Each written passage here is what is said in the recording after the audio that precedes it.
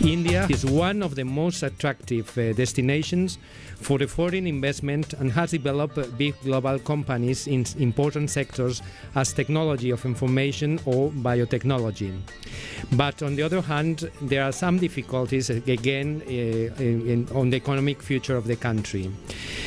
Due to this well-known contrast, we have considered of great interest to organize a debate on the economic future of India and his principal challenges, especially bearing in mind the prestige of our visitors. Probably India is now facing maybe a new period, and this is one of the questions that I would like to hear your views on. Today I was reading in the paper, in the Financial Times, that the figures for the GDP growth of last year came out, and apparently was 5.3%, clearly below expectations. And not only this, but apparently most of the experts and most of the international institutions are starting to cut their forecasts for the coming years. So I think the moment is really interesting for us to hear your views on the Indian economy. The world GDP is expected to grow over the next 10 years. It's expected to double from about $68.7 trillion US dollars to about $110.5 trillion. We're talking almost about a doubling of the world GDP. Role of the advanced countries, it's expected to decline 60 plus to about say 55%. Role of developing countries is expected to increase from about 35 to about 45%. And particularly in context of India, in 2011, the share of India in the world GDP was about 2.8%, but then by 2020, we are expected to reach about 5.2%.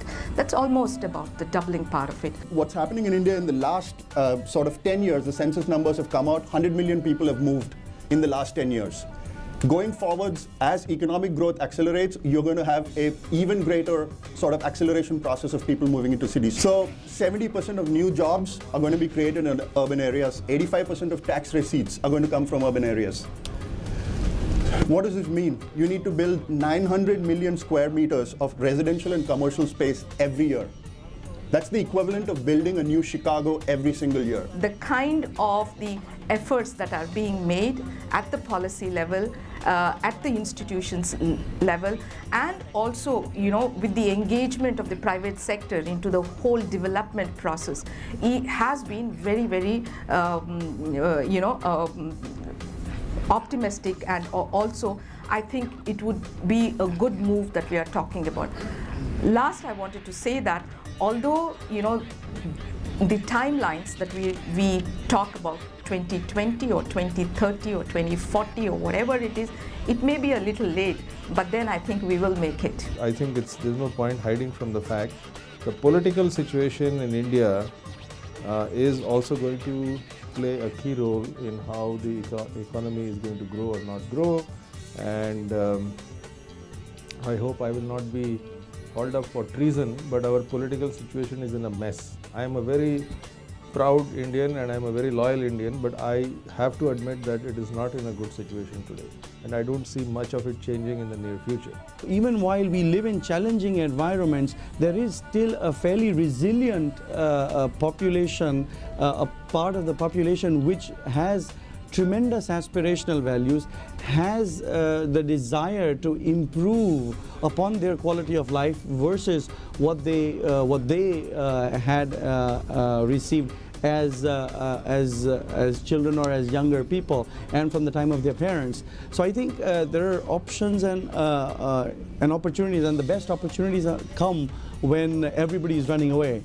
So while we talk about contrarian investments and value investing, when people want to just close their eyes and say, please don't talk to me, I just need to, not look at things because it's just going to depress me. That is where you will find those hidden gems, and that is where you will find true value to build upon in the long haul. If you can stop whining for a second, every inefficiency is an opportunity. If you see bad roads, there's money to be made. If you see inefficient waste collection, there's money to be made. If you see bad housing, there's money to be made. So just change your mental focus from, one of inefficiency to opportunity. We see now a trend, I don't know how you didn't mention that, we see a trend of people coming from these advanced countries' economies, I don't see that from Spain though, coming for heart surgeries and all kinds of expensive surgeries into India. Because you can add a business class fare up and down and bring one friend, and still it is less expensive than doing it back in Europe. And besides, you have long waiting lists sometimes. You have to wait, if you're going through the public health, you have to wait for 6 months, so you don't have that problem in India, and I think that opportunity is going to grow. How Indian business or even Spanish healthcare can sort of invest there is something that you will have to figure out. Of course, India and Spain, they are nearer every moment. We are little by little taking out our complex of not looking at the East and looking all the time at the West. I think Columbus did a big mistake. He wanted to go to India, but he chose the wrong way. I think we are not supposed to choose this wrong way, and now India is there. India is fundamental in the scheme of the Spanish foreign policy, and it is fundamental in the world today.